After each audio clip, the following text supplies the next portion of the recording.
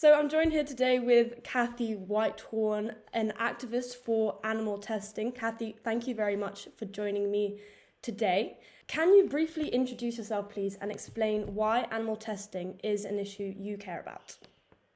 Yes, of course. I'm Cathy. I'm an animal rights activist. Thank you for having me. I tend to go to protest down at MBR Acres, who is a puppy breeding facility for animal testing. Animal testing is really important to me because there's other ways that we can test cosmetics, drugs, and everything else. There's no need for us to use animals.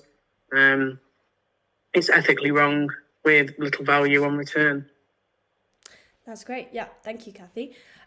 So you mentioned about protesting. Where do you regularly protest about animal testing, and do you go to different protests?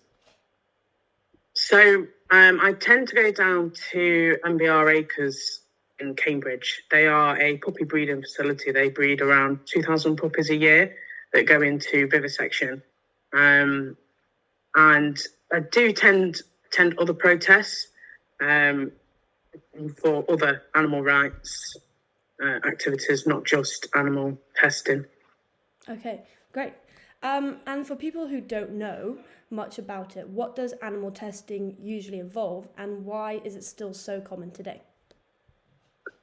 Okay, so there's around about 2.5 million new animals being tested on each year, around 2.6 million tests. So that means that the same animals can be retested on.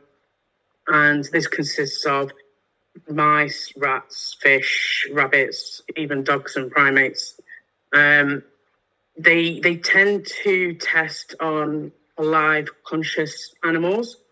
They'll do multiple kind of tests. They'll do like a reaction test. So they'll test the drugs and the cosmetics on the skin, in their mouth, and inhalation as well to see what happens.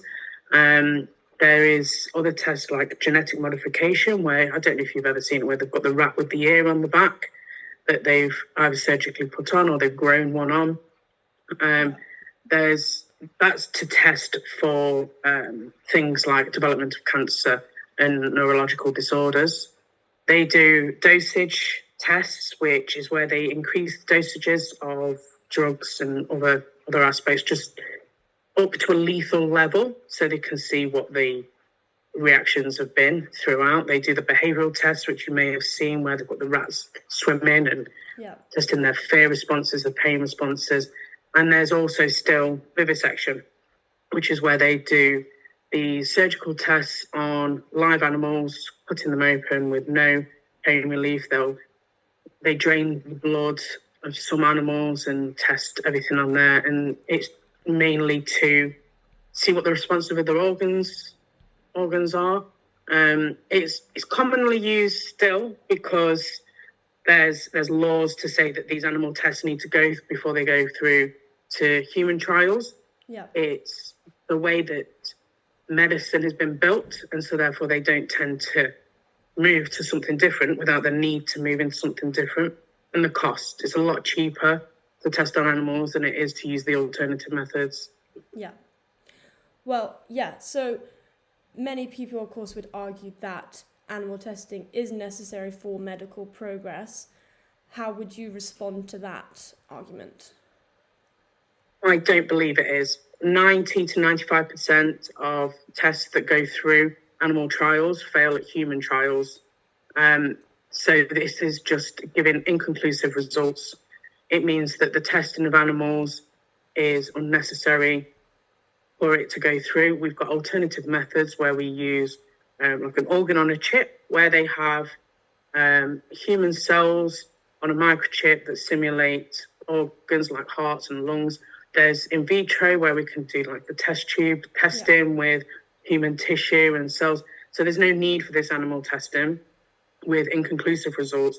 The ethical issues around it, we can move forward to something better and something that will make medicine progress further and quicker. Well, yeah, thank you very, very much for that. That was very, very insightful, Cathy.